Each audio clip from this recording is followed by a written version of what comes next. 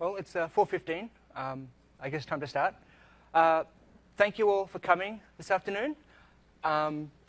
Since we launched the Windows Phone platform back in 2010, one of the biggest and most common requests we've had from developers, like all of you, is to bring native code to the Windows Phone platform. And as you heard in June, and as you've heard over this past week of build, we've done that in a big way with Windows Phone 8. So my name is Peter Torr. I'm a program manager on the developer platform at Windows Phone.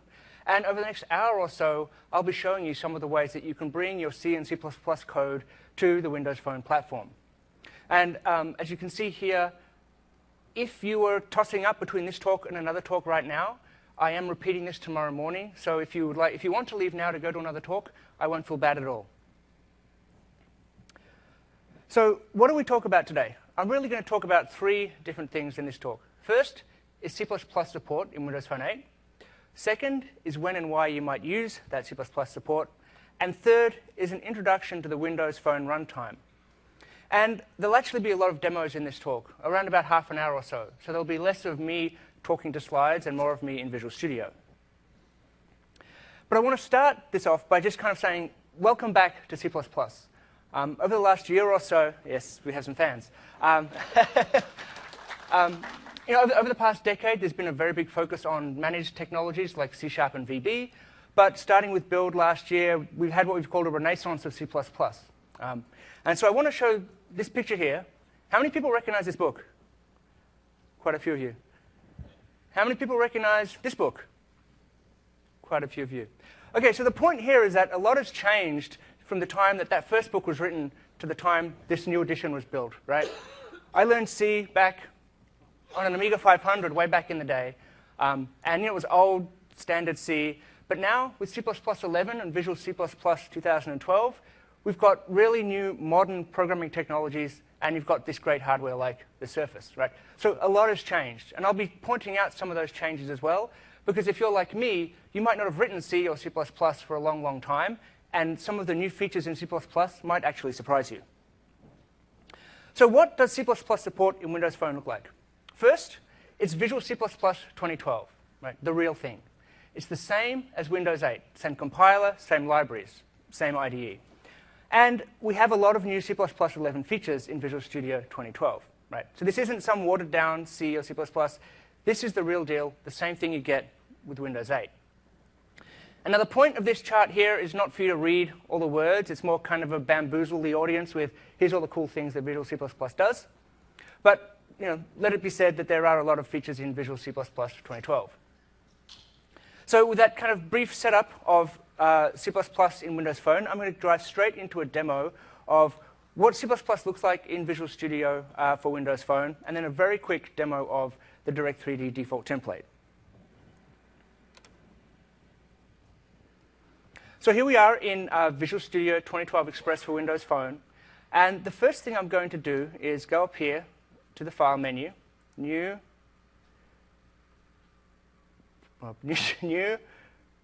Project. And you'll see here under the templates we have Visual C++. And there are a couple of different choices. There's Windows Phone Direct3D with XAML app. And this is actually a combination of both C++ and C# or VB. We have a Windows Phone Direct3D native only app, and that is pure C++. There's no managed code at all. We have Windows Phone runtime component, and we'll talk a bit about Windows Phone runtime later on today. And then we have your standard dynamic link library and static link library. So everything that you would be used to having written C++ in Windows in the past is applicable to the phone. So I'm just going to go ahead. I'm going to create this Direct3D native only application and click OK. And I'm going to do a very quick walkthrough. Sam George has a talk on native game development in Windows Phone 8. He goes into a lot more detail. So this will just be a very quick look at a couple of the features, just to show you that it is real C++. I'm going to kick off a build in the background. But first of all, you can see, obviously, that this is C++. We're using namespaces. We have all sorts of wonderful C++ code here. You don't need to read it, just that this is real C++. If we look over here in the Solution Explorer, you'll see we have HLSL, so high-level shader language files. So we're doing real Direct3D with real high-level shaders. If I go over here to the app manifest and open this with the text editor,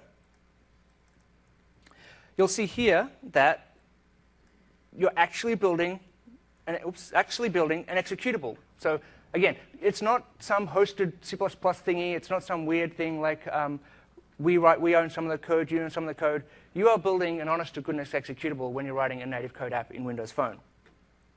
And then the last thing I'll show you, just to kind of prove that this is real, and if there's any C# developers in the audience, you should close your eyes now, because this will scare you. If I go to the properties dialog, and I go here, C++, all these prop options, look at that command line. Right? It's a command line only a mother could love. Right? So this really is real C++. Right? We're not kidding. So I'm just going to go ahead, I'm going to run this, just to show you it running on the phone. And this is just the standard default spinning cube demo. So nothing particularly flashy here, but just this is real C++, it's real Direct3D, it's the real thing. And like I said, Sam George has a talk that goes into a lot of detail about this. So let's quit out of that. So that's just kind of orienting you in Visual Studio, right? It's just what you expect it to be.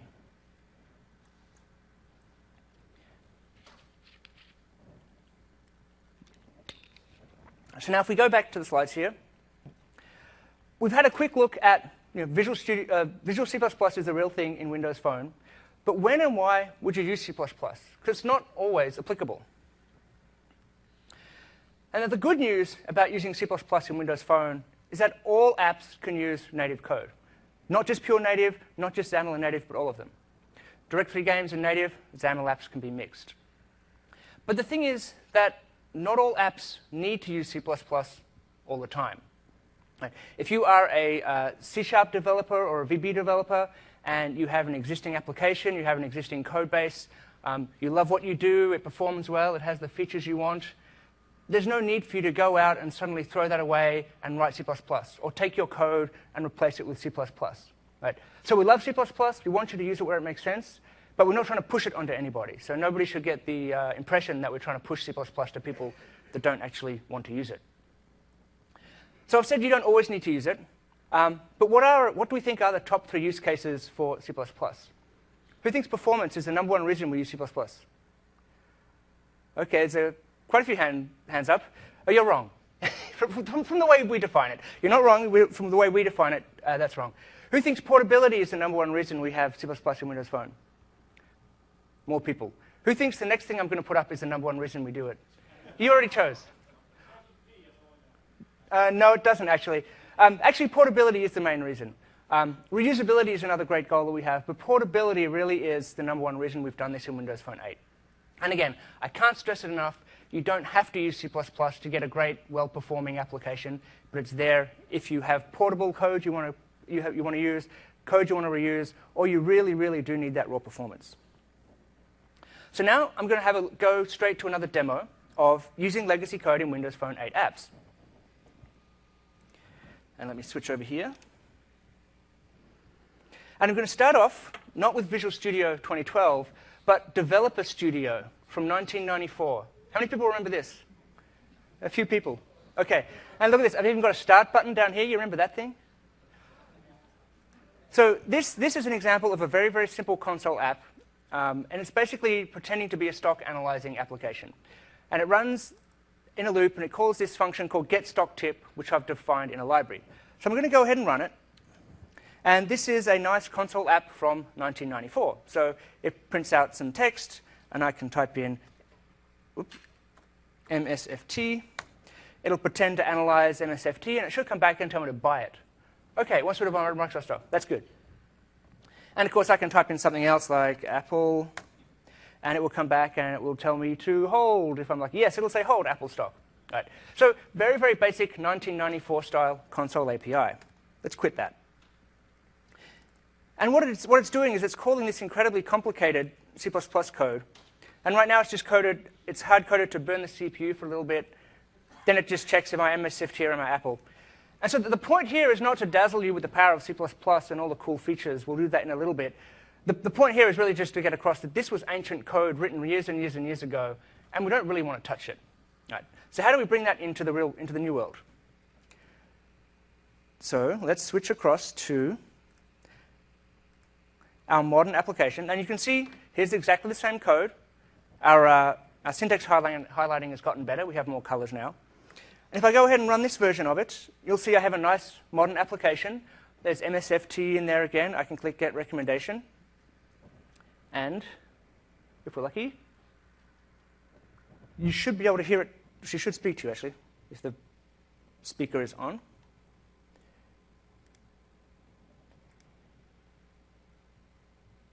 Recommendation for Microsoft is buy. Can you hear that? Okay, anyway, she's speaking to us. And of course, thank you. And of course, because this is a modern app, I might want to use speech as well. So I can click here. Apple. Heard you say Apple. So it puts in Apple. I can get recommendation. It's going to go off, spin around a little bit. Recommendation for Apple is hold. Right. So it's running the same code, but in a much cooler way.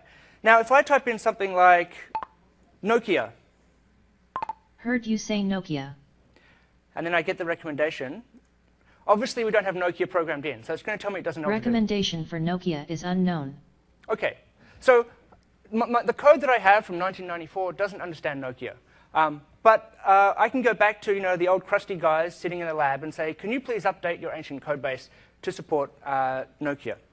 So if I go back here into my old ancient time warp, and I'll just go ahead and I'll copy this code here from Microsoft, and we'll say, well, if you ask for Nokia, you should buy that too. So I'm going to go ahead and build that. And the crusty old guys from 1994 are going to test it. Run it in their console app. And OK, let's wait. And yes, now it wants us to buy Nokia. OK. And if we switch back to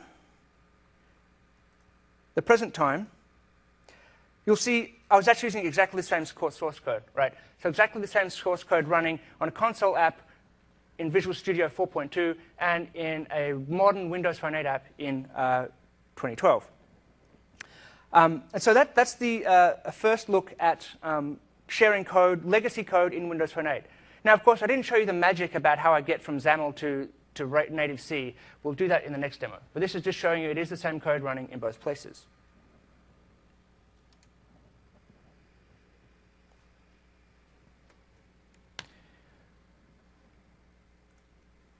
OK. So now I showed you the native code. Now we need to talk about the magic, about how that native code gets called by XAML. And you've probably heard a lot since Build last year and at Build this year about the Windows runtime, or as we have on the phone, the Windows, quote, phone runtime. Really, I'll probably use the term Windows runtime interchangeably. The Windows phone runtime is just the flavor of it that happens to run on the phone, but it's essentially the same thing. So what is the Windows Phone runtime? It's really a set of two things. It's a set of infrastructure, and it's a set of APIs. Now, on the infrastructure side of things, you have things like the core plumbing of the platform for type activation and memory management and so on. You have shared types, things like strings and objects and enumerators and so on. And then you also have standard programming model, right, around objects and methods and exceptions and events and so on. And on the API side of things, you have Windows Phone features that we expose through APIs. We have your own libraries and libraries that you license or write exposing APIs. And we have these APIs projected for both C++ and managed languages. And of course, on desktop Windows, they project into JavaScript as well. But in Windows Phone 8, we don't have JavaScript. So it's just for C++ and C# and VB. So when do you use the Windows runtime? Well, three places, really. First is calling APIs, right? Phone APIs or your own APIs. You use Windows runtime for that. The second is if you want to do native and managed interop. It's the only supported interop mechanism on the phone. And the third is that if you're writing a Direct3D game, it's bootstrapped using a WinRT application model. But because these APIs are projected into your application in a very natural way, these things just fade off into the background. Right? You don't know that you're using a Windows runtime API versus a .NET API or versus just a C++ class. Right? They truly do just look to you like a natural part of the language that you're using.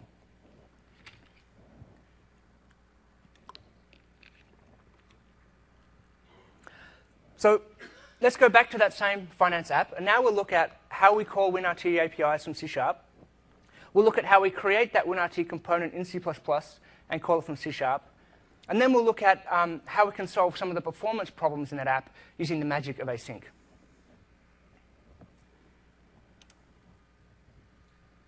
So here we are back in that finance app. And let's go full screen. And here we are in the microphone clicked event handler. So I clicked the microphone, I could speak. Now, if you look at this code here, who can tell me where the WinRT bit is? No one? Right? Yes, the speech recognizer UI is actually a WinRT type. But you wouldn't know that looking at it, right? It's perfectly natural to a C# developer. I'm calling methods, I'm passing in strings and a dictionary, and I'm setting properties, and I'm using the await keyword to get asynchronous calls back.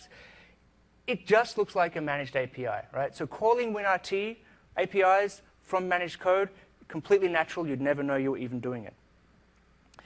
Let's look at calling a custom WinRT API that I'm going to show you how to write in just a second. When I click that recommendation button, this is the code I run. Again, where's the WinRT? Right?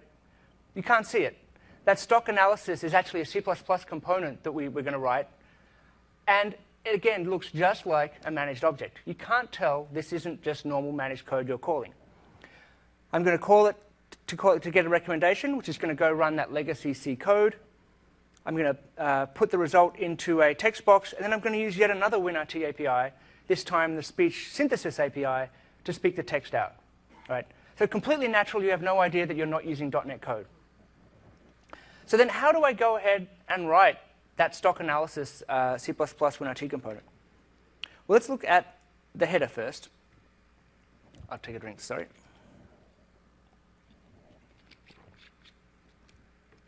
So here we have a standard C++ header file. Some things might be new if you're like me and you haven't touched C++ in about 10 years. Namespaces are in C++ now. There's this thing called unique pointer, which you can use for memory management, which we'll touch on in a little bit. This is an internal function I'll use as a helper, and we'll look at that later on. I can have properly scoped enums now. So I have an enum class with strongly typed scoped enum values that don't pollute the global namespace. And here is just a normal C++ class. And the thing that makes it a WinRT class is it has this ref keyword. Right? I put ref in front of it, and that tells the compiler, hey, this is a WinRT class. It has some particular rules it needs to follow, but then it will be projected out into different languages. It also has to be sealed for technical reasons, but the main part is that the ref bit is the bit that triggers this is a WinRT component. If I didn't put ref there, it would just be a private implementation detail to my particular library. And of course, I have one function called stock recommendation, get recommendation, string hat stock symbol. And now, if anyone here is familiar with managed C++, you might be thinking to yourself, oh, that Peter guy is lying to me. This is not C++. This is managed C++. It's the CLR under the covers. No, it is real C++. It is real native code. What they've done is they've just reused some of the syntax from managed C++ in the new C++ CX. So a hat is like a star, meaning a pointer, but it's a ref-counted pointer that's to a WinRT object. Right? So this is not managed C++. So this is my class declaration. Let's go ahead and look at how it's implemented. First of all, here's my get recommendation API. I'm going to call my platform string to char array helper. We'll get to that in a little bit. This is really just because WinRT strings are Unicode, and my crusty old code from 1994 uses old char star, and I need to convert between the two. And I'm using one of these new C++ features called auto. And auto, right, rather than putting a type in here, I'm using auto. And auto is like var in C#. It does not mean that this is a typeless variable or a late-bound variable. Right? This absolutely has a type, and the compiler will enforce it, and it is early bound and all that good stuff. What it means is I don't have to bother typing that long sequence of characters in to name the type, because the compiler can figure it out. And if I hover my mouse here, you'll see that ANSI string is actually a std unique pointer char, std default delete char ANSI string. Right? I don't want to type that many angle brackets and colons, so I just type auto. Right? So it's a great time-saving feature. So this gets me my good old char star ANSI string. I call getStockTip, and this is the exact same code that you saw before, running both in 1994 and in 2012. And then I cast the result back to my new strongly typed enum to send it back to the caller. So that's all you need to do to interop between a crusty old native API and a brand new WinRT API. But I want to spend a little bit of time on this platform string to char array function, because it actually also shows quite a few features of both Windows runtime and some new C++ stuff. So the first thing you'll see is that this function takes a string hat, meaning it takes a WinRT type, but it returns a unique pointer of char, which is a C++ type. It is not a WinRT type. So the first thing is you can mix the two things, right? And the way that we recommend you build your code is that you keep your native code pure C, C++, right, using STL and all that good stuff. And then you write a wrapper using the WinRT types. But you don't use the WinRT types in your implementation because there is some overhead with dealing with WinRT types because they're ref counted and they do a lot of bounds checking and stuff like that. So we absolutely support mixing both WinRT types and native types in the same function, but not if it's part of that public class declaration of my ref class, right? This is an internal function. So again, I'm using this auto keyword because I didn't want to type const wchar t star. So I'm just getting the data out of this Unicode string. And again, I said WinRT is just like using C++, right? I use the arrow dereferencing member operator, just like it was a C++ class. I then get the buffer size out of the string, and I used int here because int has 3 characters and auto has 4. Then I go ahead and I new up an old style buffer, right? And remember that I'm newing up a buffer here. We'll come back to that in a second. So I new up a buffer big enough to fill my string. And then I call wide char to multibyte. And anyone that's done Windows programming has probably come across this one or its counterpart, multibyte to wide char. And this is the Win32 API that converts essentially between Unicode and non-Unicode strings. Right? And this is showing that you can call Win32 APIs in your code as well. Right? Not all of them. Right? There's a subset of APIs that are callable from a Windows 8 Store app. And we have a subset of those you can call from a Windows Phone app. But there are a lot of Win32 APIs you can call like this particular one. And then finally, I return this in my std unique pointer. And so I said, remember, I newed up that buffer, right, that char array. But I never deleted it here. And if you, again, haven't used C++ for a while and you wrote C back in high school or whatever, you might think I've got a memory leak because I didn't delete that buffer. Well, the good thing about modern C++ is we have these things like unique pointer and its friend shared pointer, which actually do memory management for you. Right? So I allocate this buffer in platform string to char array, and I tuck it inside this unique pointer. The unique pointer returns this value to get recommendation, passing ownership of that buffer to ANSI string. And then when I fall off the end of this function, right, my local variable gets destroyed, and it knows it was holding onto a buffer, so it just deletes it for me. Right? So a lot of your memory management hassles of the past have gone away in modern C++. Right, so that is how we implement a WinRT class, a simple WinRT class using C++. But there's a problem with this code, and I said we'd talk a little bit about async. So if I run it, I want you to notice what happens. When I click on the Get Recommendation button, it doesn't always work, but it tends to stay red. Recommendation for Microsoft is by. She'll keep interrupting me. See how it's staying red? Recommendation for Microsoft is by. It stayed red because that old code, that crusty old code from 1994, is blocking the UI thread. Right? It's a bunch of synchronous code. It's pretending to do a lot of complex processing. And so the UI can't update. And you've probably all heard about fast and fluid and how great that is. And we want our app to be fast and fluid as well. And what we could do is we could go back to the people that own this code base and say, please make it multi-threaded. Please make it perform nicely. But they don't want to touch that, right? This is critical, business-critical code that's been running for decades. They're not going to go ahead and just retool the whole thing for multi-threaded access. And we could say, well, it's the responsibility of the UI developer to call this on a background thread so they don't block the UI. But that's not the right way to do it either, because we have these cool new features like the await keyword and async methods in .NET these days. So it's not the right answer to say that the UI developer should fix this problem too. So what we're going to do is, in our WinRT component, we're going to make this stock recommendation automatically support await and automatically be fast and fluid. And it's really, really easy. So let's quit this. And first go back to our header file.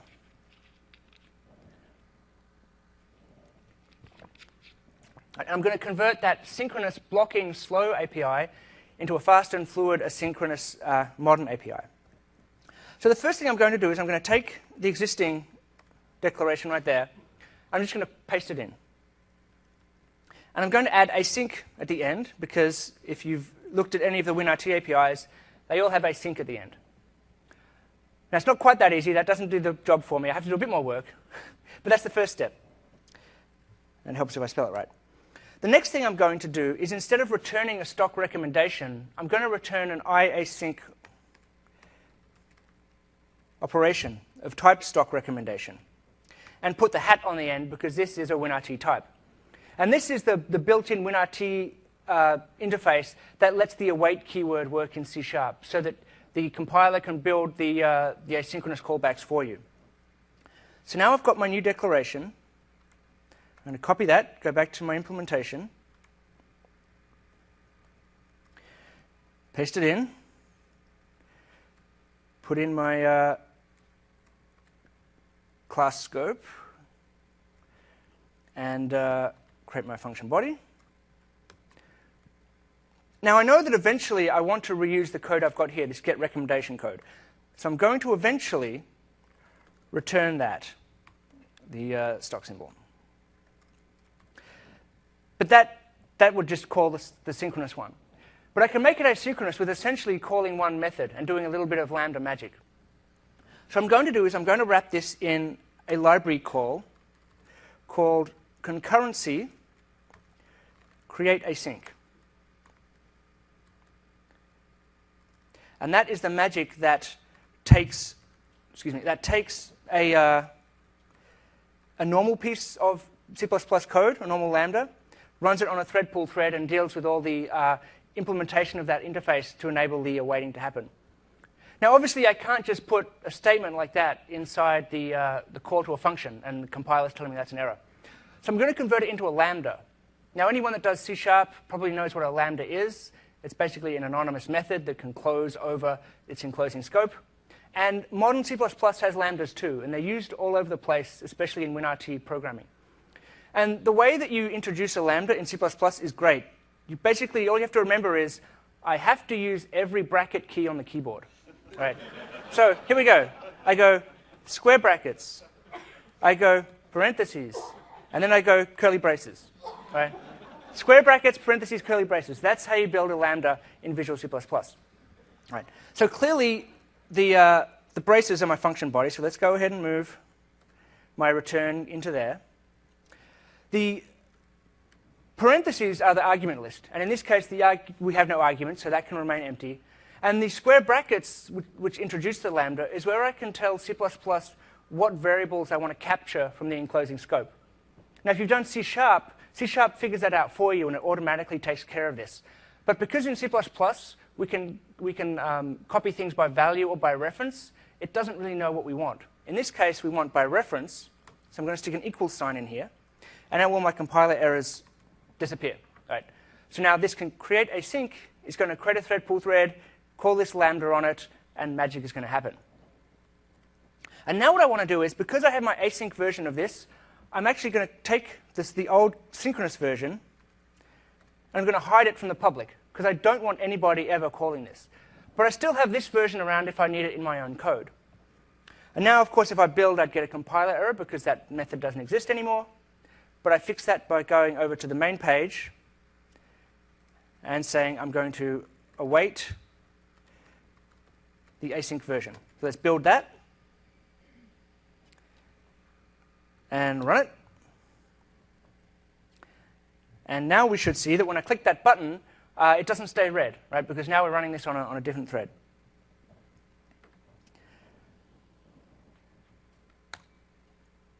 Let's run that. So now if I say get recommendation, I can actually still interact with the device while it's doing that recommendation for Microsoft is by. Right. So it did all that processing on a background thread. I did not touch my legacy code. I did not touch the UI code other than putting that await keyword in. I did all the magic inside WinRT. And I've shown you how to call WinRT APIs from C# and how to implement them in C++. We'll look at how to use them in C++ in one of the future demos.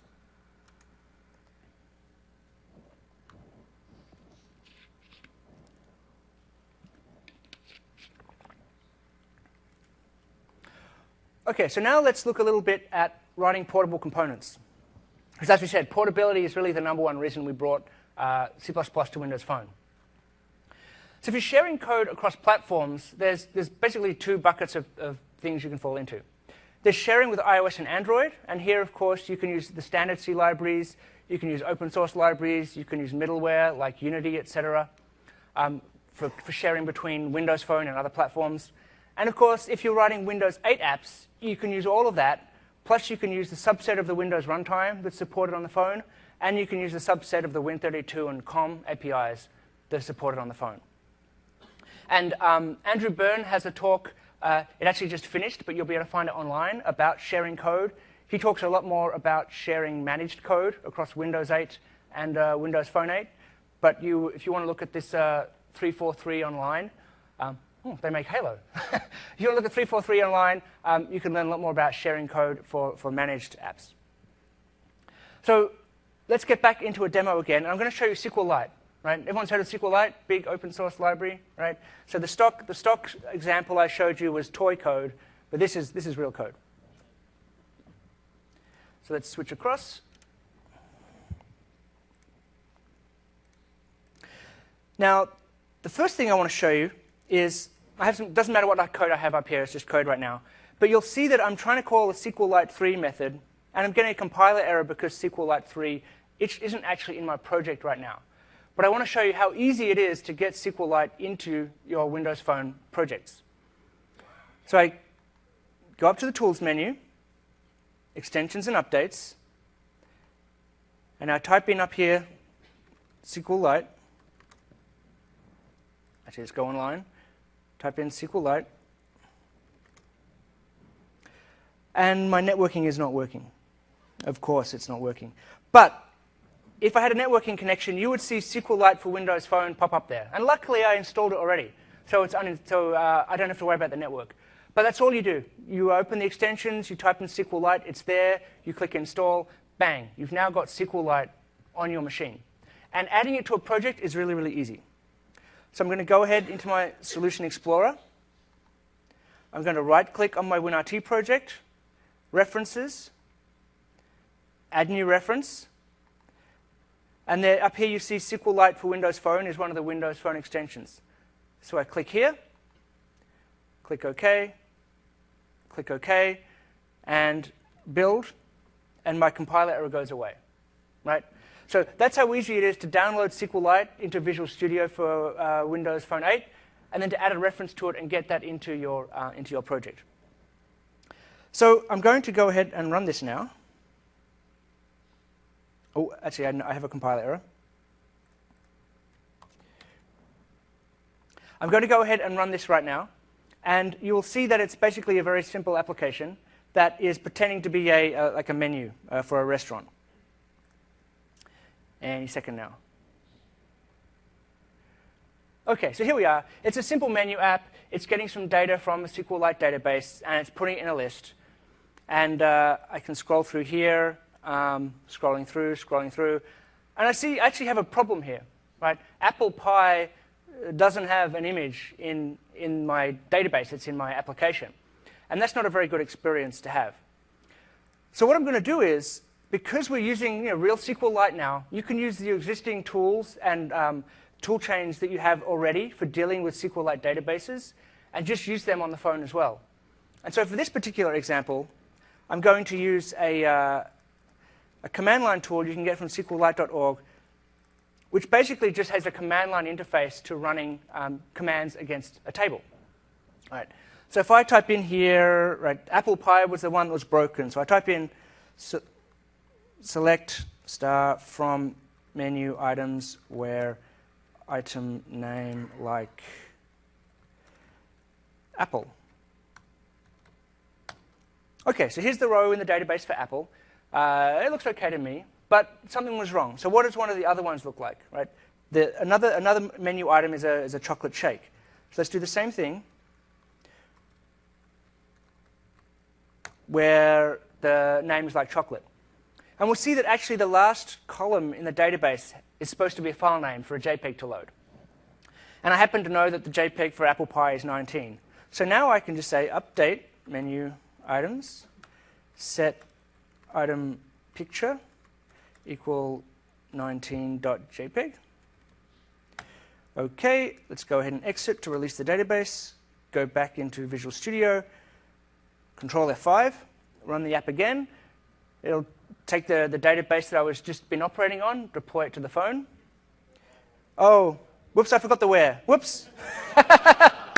That's the joy of doing live SQL demos. I forgot the where clause. But anyway, if I put the where clause in, you would have seen apple pie only in the apple pie section. And another thing I want to show you as well, just that this is real C++, and real SQLite if you're not yet convinced. I'm going to go ahead and look in my Solution Explorer at this prepare statement async function. So I'm going to run into the debugger now. And we will see that I'm actually requesting real SQL statements. Right? Select star from menu items. It's a bit hard to see, I'm afraid. Right. So I'm executing normal SQL statements from my app, F5, F5. And then this doesn't look like a burger anymore. This now looks like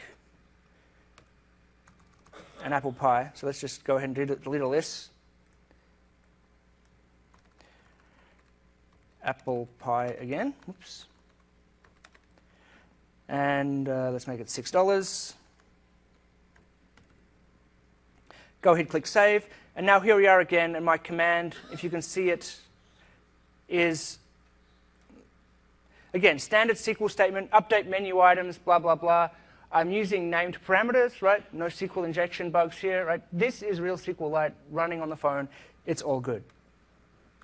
So the one thing I said I'd show you as well is how to use async APIs within C++. So let's take a quick look at that now. Let's zoom back out again. And you'll see here in my open database call, this is the call I'm making in order to open the database. And it's asynchronous because it's going to hit the disk, and it might take some time, and we want it to be fast and fluid. So first of all, I'm going to do just a little bit of checking to make sure I'm not opening the database twice. That's pretty standard stuff. Again, Win32 API here. Throwing exceptions, WinRT exceptions that can be caught from managed code, so the exceptions go across boundaries. And then down here is the async stuff. And we looked at create async earlier when we were making that stock code become awaitable. And because this is an async action, I'm doing the same thing. I'm returning a create async. I'm capturing the this pointer so that I can refer to this inside my Lambda. And then the method, sorry, the body of that Lambda method is actually returning a create task. And so create async is what lets you take C++ lambdas and expose them out to WinRT as awaitable asynchronous things. Create task is kind of the opposite. It lets you take iasync action and iasync operation WinRT methods and convert them into tasks that C++ can use naturally. Right?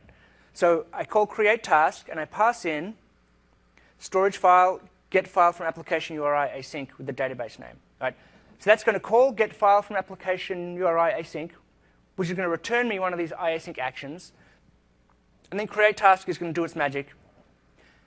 And then I call .then on this. Right? And this is very similar to the JavaScript way of doing await. Not the same as C# where you use the await keyword, but essentially it's the same thing. It'll wait for get file from application URI async to complete. Then it will invoke my next Lambda. Again, I'm closing over the this pointer so that I can access the object. This time I do take a parameter, which is the storage file that came back from get file async. And here, again, I'm just using the auto keyword. I'm calling a real SQLite 3 API, getting back the return code, and doing the right stuff with it. Right. So this is how you can take WinRT APIs that are asynchronous and use them in C++. So the syntax is a little bit strange with the create task and the then, but that's not really a WinRT thing. That's more of an asynchronous thing, right? Because as you've seen, the objects themselves look just like normal types. Use the arrow dereferencing member operator to get to them, and you treat them just like normal C++ types, except you don't delete them because they're ref counted.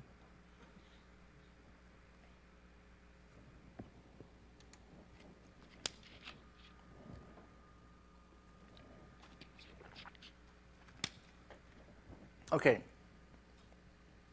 So with that, I'm going to start wrapping up. We've looked at a couple of things today. So key takeaways from this, firstly, is that all Windows Phone apps can use C++. DirectX apps, XAML apps, they can all use C++ and C as well. And the main reason we did this is to enable portability and code reuse. Right? You can use it for performance, but it's predominantly for code reuse and portability. And lastly, Windows Runtime is the key to unlocking APIs in Windows Phone. Both platform APIs like speech and a lot of the other ones that I didn't show you today, and unlocking your own APIs that you can write using your own libraries. So that kind of brings the talk to an end. We're actually running a little bit early, so I hope there's a bunch of questions. Please fill out an evaluation form. They do help us to improve these talks and get better every year. And these are some of the related sessions if you're interested. Native game development with Sam George. Unfortunately, that's going on right now, but you'll be able to see that live. He goes deep into the DirectX game and how you can do a pure native D3D game. Tim Laverty does a talk on networking, including sockets, NFC, Bluetooth, etc., which is also important for a lot of native scenarios. And as I mentioned, Andrew Byrne has a talk for more about managed code sharing and portability across Windows and Windows Phone. And Eric Bennett does a talk about photo and lens apps. Imaging and photography is one of the areas where we think that people will use a lot of XAML code for the UI, plus native code for the computation of lens filters and so on. And then another great talk, which is not specific to the phone, but is a great talk about some of the new things in C++, is The Power of C++ Project Austin by Ale Contenti. He's Italian, I think. So with that, I can take questions now. Thank you.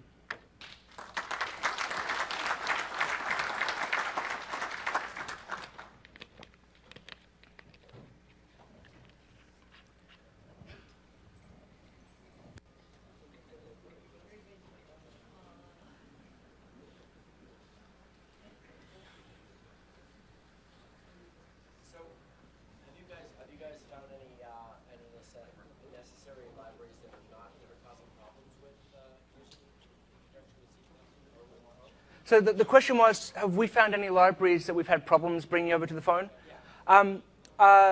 Not really if they were also brought over to desktop Windows. So if you look at SQLite, for example, they run across a broad set of platforms, and they already had a Win32 version, but now they have a specific WinRT version, which only uses the APIs that are allowed inside the modern subset.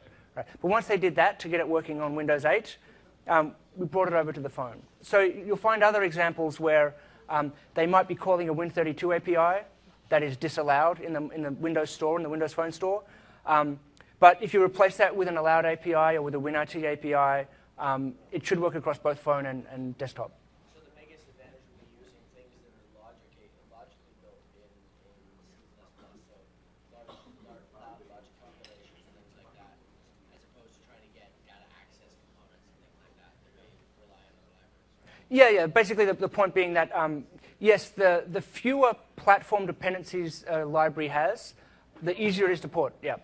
But things like SQLite are built explicitly with an abstraction layer, right? So they have their own way of doing I/O and so on. And each platform provides the functionality for doing disk I/O and stuff like that. So libraries that are explicitly built to be portable, or libraries that are pure C++, don't use any platform APIs, will port very, very well. Now,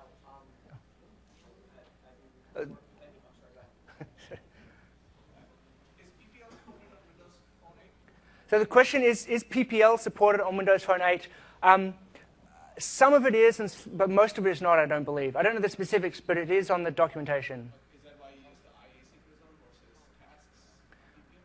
Oh, no, I used IASync result because that's what projects out to WinRT, right? So if you're writing a WinRT component, you must use IASync operation. You must use string hat, right? You must use iVectorView.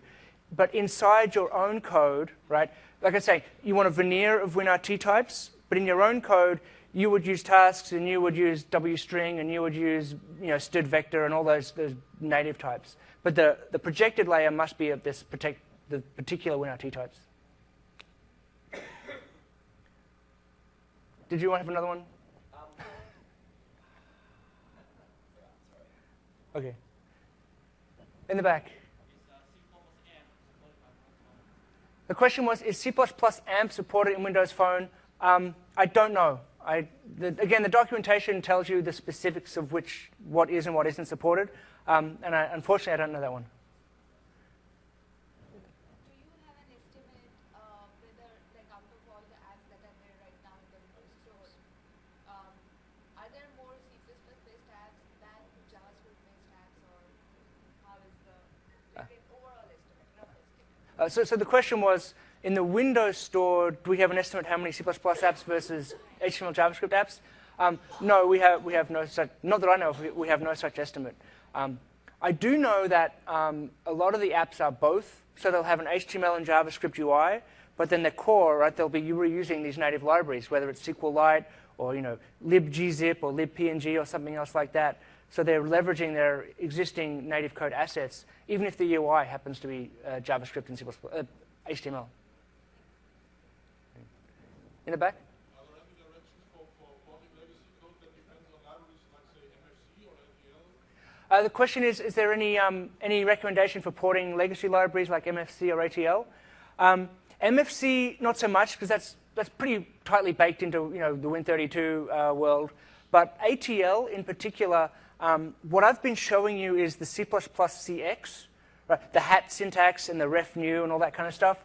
There's another much lower level thing called WRL, the Windows Runtime Library, which is the ATL version of what I've been showing you. And that was explicitly designed so that if you have existing COM code and existing ATL code, you can port it over to the Windows Runtime style of doing things. There is work involved, but yes, if you love dealing with raw COM pointers and you love IUnknown and you love query interface and all that kind of stuff, we've got the library for you. Anything else? No? Okay, thank you, everyone.